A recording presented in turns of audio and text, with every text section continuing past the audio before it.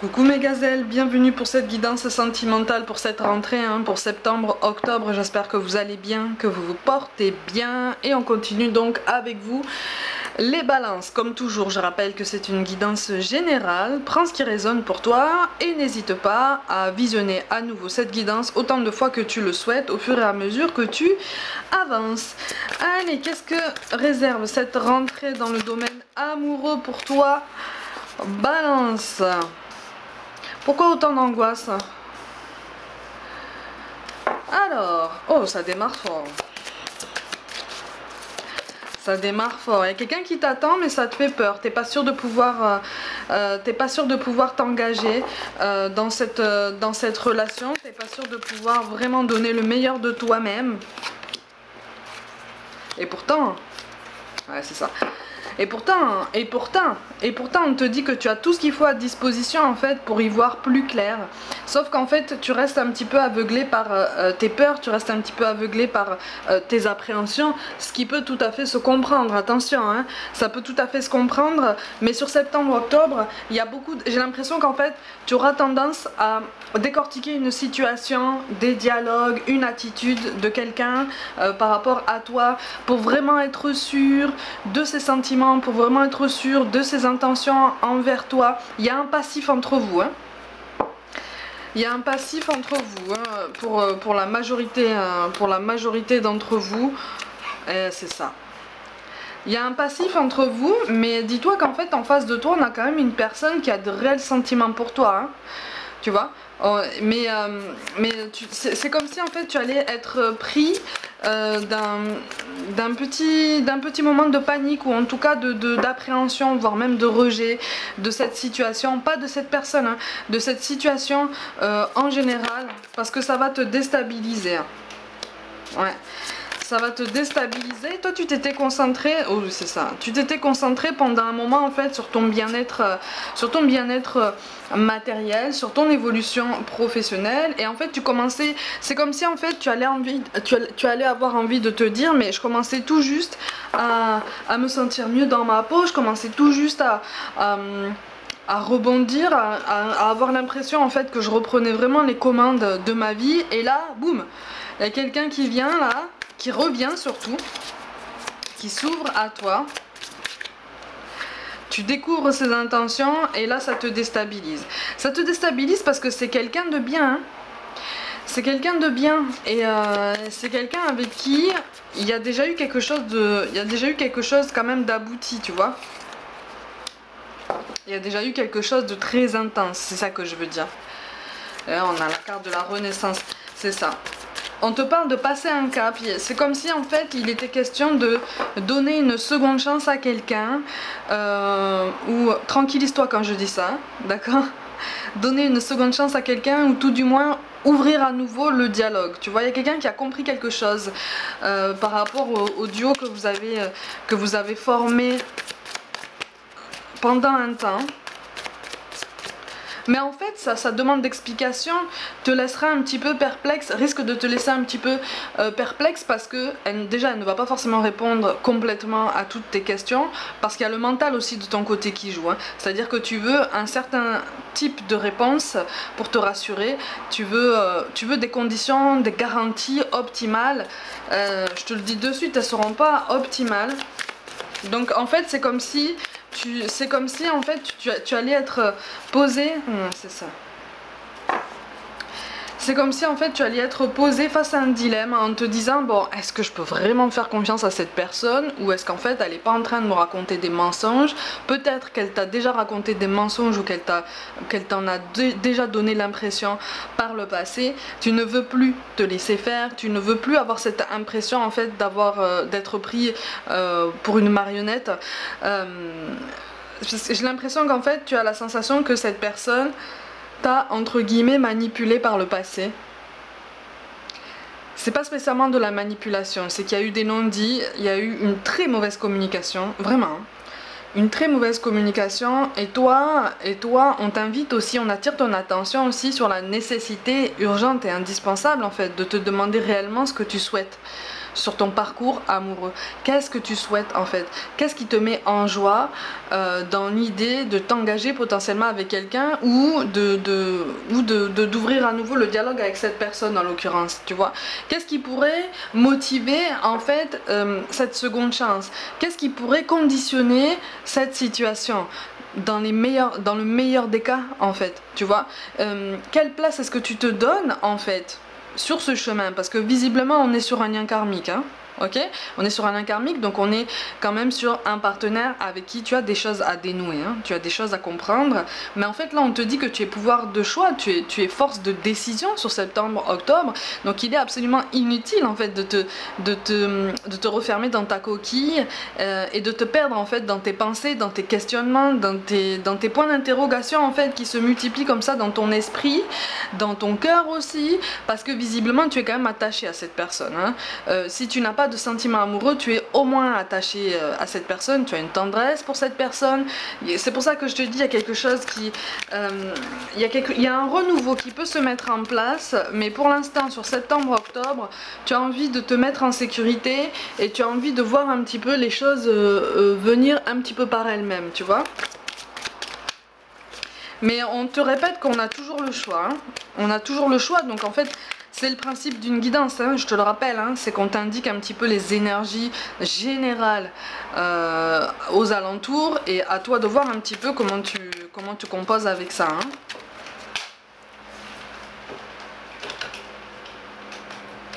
Les cartes volent, ouais, il y a une grande... Oui. Ça c'est toi, hein. Tu peux être un homme, tu peux être une femme, qu'importe, c'est général, hein, c'est toi. Il y a une grande solitude de toute façon de ton côté et tu as envie de faire preuve de prudence, de toute façon. Tu as envie de faire preuve de prudence. Il y a eu des discussions tendues déjà avec cette personne, hein. Il y a eu des discussions tendues et finalement qui ne t'ont pas amené à ce bonheur, à ce bien-être optimal. Tu cherches pas forcément quelque chose de transcendant, mais tu cherches quelque chose de calme. Sauf qu'en fait, même en toi, dans ton esprit, dans ton cœur, pour moi, je ressens pas le plus grand des calmes en toi. Tu vois, il y a encore beaucoup de peur, il y a encore beaucoup de choses à travailler, à épurer et qui contribuent en fait à une instabilité générale, une instabilité mutuelle en fait. Tu vois ce que je veux dire?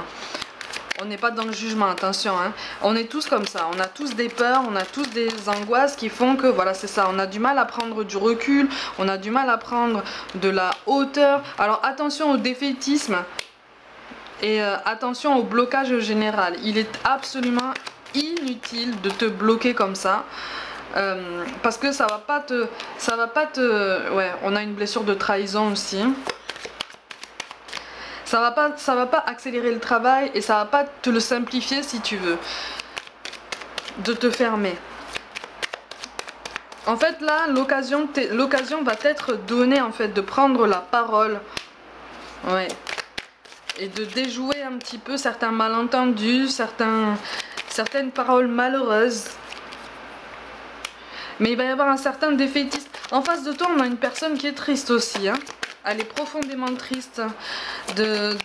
C'est comme si en fait cette personne avait la sensation d'être passée à côté, ou à côté de sa chance, ou avoir laissé passer une opportunité, si tu veux, de vivre quelque chose de grand avec toi. Tu vois, il y a des contraintes familiales qui apparaissent aussi. Il y a des contraintes familiales, il y a des contraintes, pour certains il y a des enfants. Ouais. Pour certains il y a des enfants, pour certains il y a des contraintes familiales beaucoup plus fortes que ça, donc on a du mal à passer à autre chose, on a du mal à mettre de l'ordre dans sa vie. Alors peut-être que c'est toi, peut-être que c'est en face de toi en fait que tu as l'impression que cette personne veut peut-être jouer sur deux tableaux en même temps, mais en fait c'est pas le cas, hein. C'est pas le cas, hein. C'est juste que toi ou la personne en face de toi en fait a un poids familial, des contraintes familiales, des responsabilités familiales très très fortes.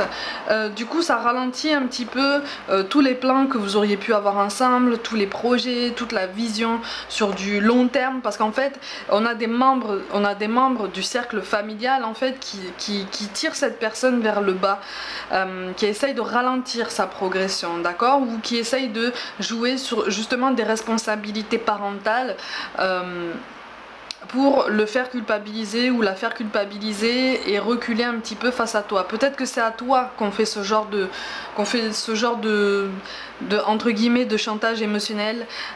Donc on a du mal à composer. On a du mal à composer avec ça. On a une influence aussi d'une dame plus âgée, soit dans ton entourage, soit dans son entourage à lui ou à elle. Ça peut être une maman, ça peut être une grand-mère, une tante. C'est quelqu'un qui a participé à son éducation de toute façon. Hein. Qui est très attaché au schéma très traditionnel. J'ai l'impression qu'en fait c'est en face de toi qu'on a une personne qui est peut-être en séparation ou en instant de divorce ou quelque chose comme ça, mais encore une fois la famille fait entre guillemets pression en fait pour que il ou elle essaye de recoller les morceaux avec cette énergie tierce qui n'en est pas une visiblement, parce que tu n'es même pas dans un... Là, de ce qui ressort ici, en fait, tu n'es même pas dans une triangulaire. C'est l'impression qu'on t'a donnée, c'est l'impression que la situation générale t'a inspiré, bien sûr, hein, c'est normal, parce qu'il y a eu beaucoup de non-dits, il y a eu beaucoup de mauvaise compréhension, il y a eu beaucoup de malentendus. Mais tu es resté attaché à cette personne, et cette personne, elle a de réels sentiments pour toi, elle va vouloir revenir vers toi. Elle va vouloir revenir vers toi. Alors après, je te le rappelle, hein, on dispose de notre libre arbitre plein et entier. Donc tu fais ce que tu veux par rapport à toi de voir en fait ce que tu fais par rapport à son retour, hein, et puis par rapport à la façon dont il ou elle revient vers toi. Mais ouais, il est question d'un grand changement, un grand bouleversement, même pour toi. Hein. Alors pour certains d'entre vous, donc pour toi, en plus petite partie, il y a un déménagement qui apparaît, un déplacement géographique qui apparaît, qui n'a absolument rien à voir avec la personne qui revient. Du coup, ça va aussi conditionner un petit peu ta réflexion et ta façon de prendre les choses par rapport au retour de cette personne. Tu vois, c'est un déménagement qui est potentiellement relié au professionnel. Et donc c'est comme si en fait tu te disais septembre, octobre, 1-1. Je mets ma vie amoureuse entre parenthèses et je me concentre en fait sur mon bien-être professionnel. Je continue en fait mon évolution professionnelle. Je continue de rester concentrée sur ça en fait. Il y a un blocage de ta part. Ouais, c'est ça. T'as l'impression, oui. En fait, c'est une situation qui te convient pas parce que cette personne qui revient vers toi, en fait, t'as eu l'impression qu'elle n'a pas été honnête envers toi. Il y a eu des circonstances qui ont... Il y a eu des synchronicités, si on peut appeler ça comme ça, qui ont été appelées, si tu veux, à te faire croire que cette personne te manipulait ou voire même t'avait entraîné dans une triangulaire, ok ? Donc pour une toute petite partie d'entre vous, effectivement, il y a eu une triangulaire et ça t'a fait mal, donc tu as voulu t'en retirer. Pour d'autres, on a tout fait en fait pour te donner cette impression, pour t'en convaincre en fait, pour que tu puisses t'éloigner de cette personne et pour que ça puisse en fait donner le champ libre par rapport à l'ancien amour, l'ancien engagement de cette personne pour essayer de le faire revenir ou de la faire revenir. Hein. Ouais. On est quand même sur un nouvel épanouissement, on est sur une transformation personnelle qui est quand même... Mais on te dit effectivement, ne te cache pas de la réalité. Il y a une belle réalité dans le cœur de cette personne. Hein. Tu es dans son cœur, c'est réel. Hein. C'est réel et c'est sincère, vraiment. C'est réel et c'est sincère. Après... Voilà, c'est quelqu'un qui a du mal à prendre position, c'est quelqu'un qui voudrait que tout se passe bien, qui voudrait arrondir les angles avec tout le monde, qui voudrait vraiment assainir tout ça avec tout le monde. Sauf qu'en fait, ça se passe pas comme ça, quoi. Ça se passe pas comme ça. Mais toi aussi, de ton côté, en fait, tes avis ne sont pas toujours très tranchés. C'est ça aussi qui a alimenté un petit peu...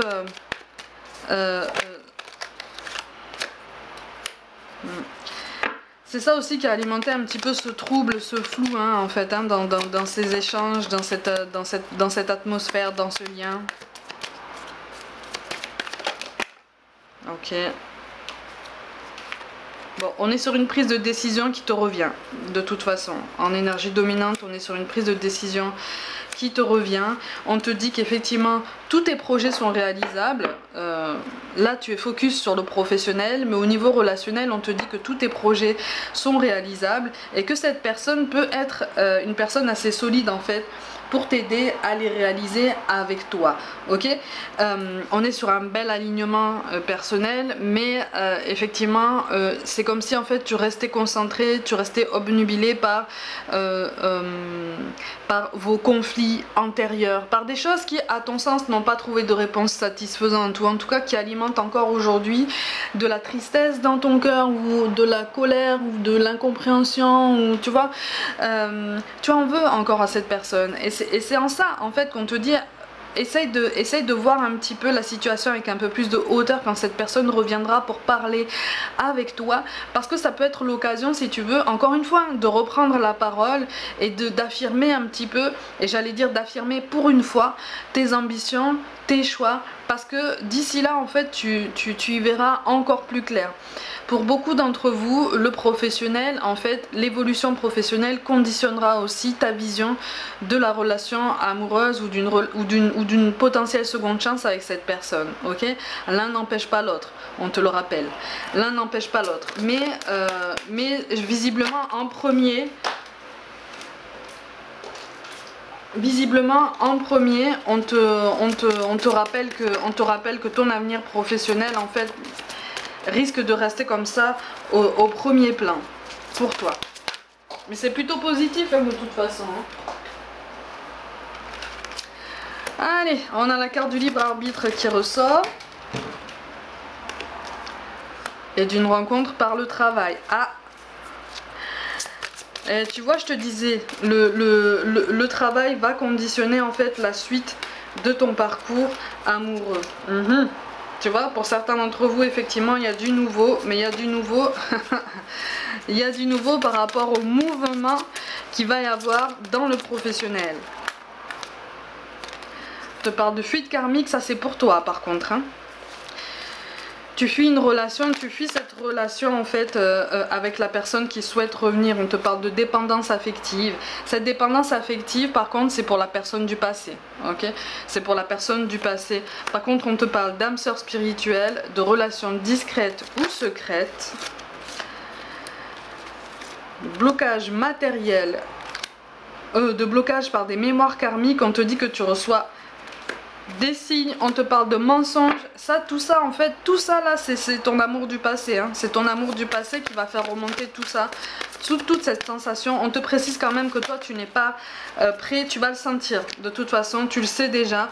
On te parle de relations, eh oui, de relations différentes avec la douleur émotionnelle d'humiliation, eh oui, et voilà. Ami Balance, on te parle de quoi? De pause émotionnelle et relationnelle. Donc en fait, c'est quand tu vas te mettre en pause comme ça. Ça correspond, ça colle à tout ce que je te dis depuis tout à l'heure. Tu vois? Attention par contre à cette nouvelle rencontre, parce que j'ai l'impression qu'il y a potentiellement il y a un grand risque de reproduire des mêmes schémas. Tu vois, il y a un grand risque en fait que cette personne ne soit pas vraiment claire en fait sur ses intentions envers toi. Et de toute façon, toi, tu n'as pas coupé le cordon complètement avec cette personne du passé, parce que à la rentrée, elle va réapparaître. Donc elle va faire remonter, et en fait c'est tout à fait normal, on est vraiment en train de te dire que ça fait partie de ton parcours, ça fait partie de ton évolution. C'est normal que cette personne fasse remonter toutes ses émotions, et c'est même nécessaire, parce que tu es en train au niveau professionnel d'évoluer pour beaucoup d'entre vous. Et d'un point de vue plus général, tu es en train d'en apprendre davantage sur toi. Donc c'est tout à fait normal en fait de provoquer une dernière remontée en fait d'émotions fortes, de blessures émotionnelles, pour justement t'aider à y voir plus clair et t'aider à prendre des positions beaucoup plus tranchées, d'accord, à avoir des avis beaucoup plus tranchés, et à te rendre compte que non, le tableau n'est pas si sombre que tu le penses. Non, la situation n'est pas bloquée, parce que tu as toujours le choix. Tu vois, tu es toujours force de choix, tu es toujours force de décision, et c'est en ça qu'on t'attend sur cette rentrée en fait, sur ton parcours amoureux.